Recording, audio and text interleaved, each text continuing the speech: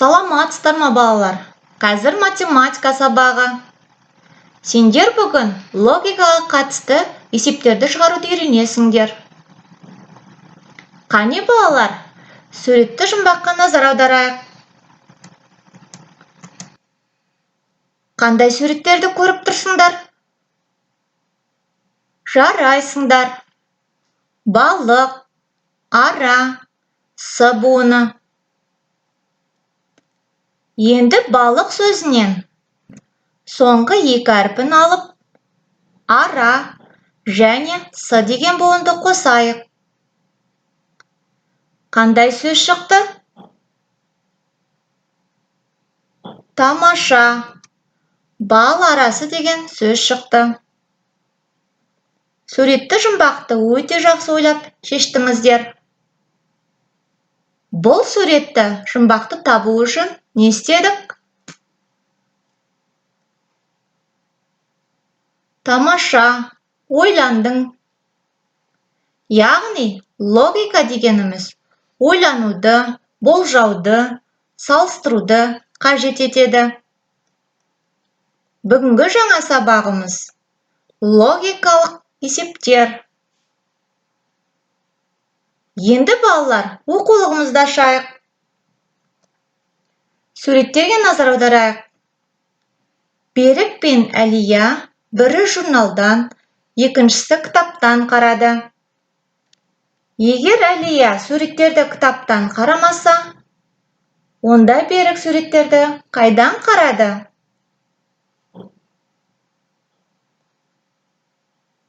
Сұрақтарға жауап берейік.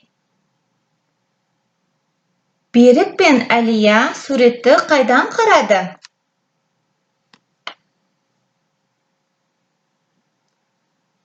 Өте жақсы. Кітаптан және журналдан қарады. Егер Әлия суреттерді кітаптан қарамаса, ол суретті қайдан қарады? Жарайсыңдар. Әлия кітаптан қараған жоқ, Әлия журналдан қарады. Берік суреттерді қайдан қарады?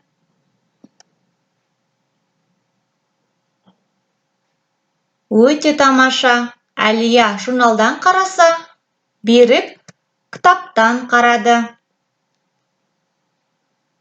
Келесі тапсырма. Шығарып көр айдары. Айгүл Жанардан 10 жас кіші, Жанар Анардан 2 жас үлкен. Бәрінен кім кіші?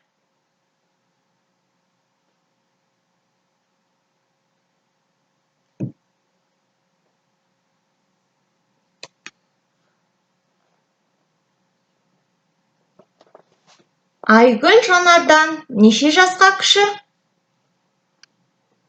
Өте жақсы, 10 жасқа кіші.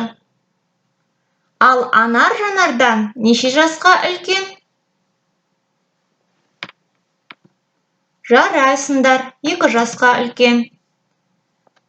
Ең кішісі кім болды?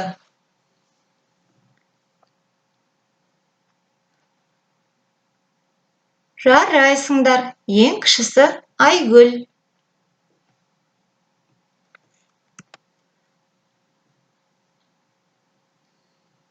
Балалар, енді ойлан тапсырмасы.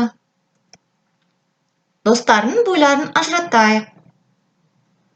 Асқаттың бойы Ілиястан ұзын. Ілиястың бойы Мараттан ұзын. Балалардың ең ұзыннан бастап жазайық. Бұл жерде балаларды бой-бойымен орналастырамыз. Асқаттың бойы кімнен ұзын?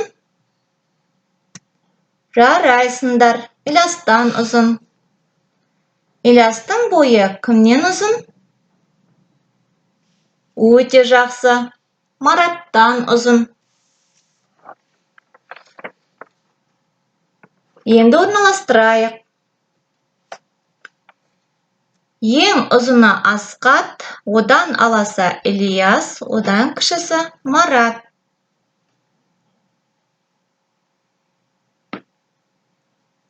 балалардың атын ең ұзыннан бастап жазып аламыз.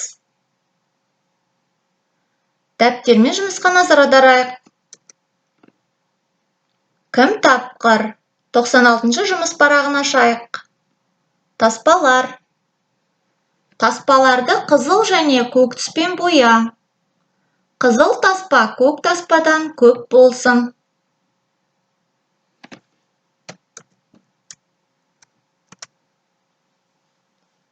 Тамаша орындадыңдар.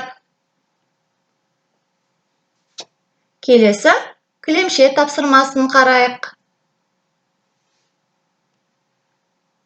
Кілемшедегі тік төртбұрыштарды жасыл, көк және сары түстермен боя.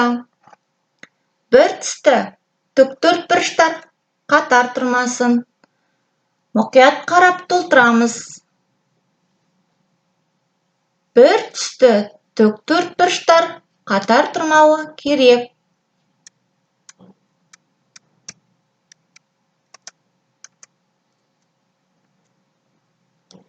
Керемет, балалар, дұрыс таптыңыздар. Келесі тапсырма логикалық есептер. Бір қоянда қанша құлақ? Бір тауықта неше аяқ? Бір қойда қанша аяқ? Ойланып жауап берейік.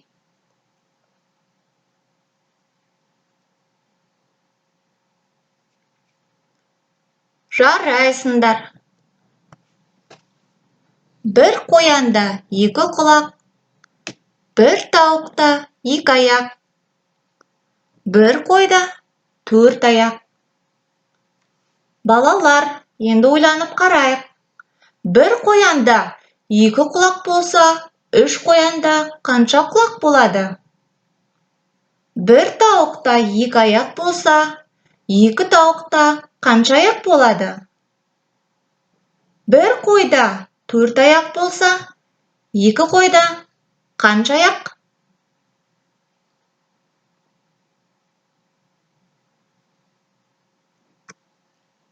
Жарайсыңдар. Үш қоянда алты құлақ, екі тауықта төрт аяқ, екі қойда сегіз аяқ. Осымен сабағымыздың соңына да жақындап қалдық. Бүгінгі сабақта қалай тапсырмаларды орындағанымызды тексеріп көрейік. Өзімізді өзіміз бағалайық. Нені үйрендік? Логикалық есептерді шығаруды үйрендім. Өзара логикалық есептерді салыстыруды білдік. Логикалық есептерді болжай аламын.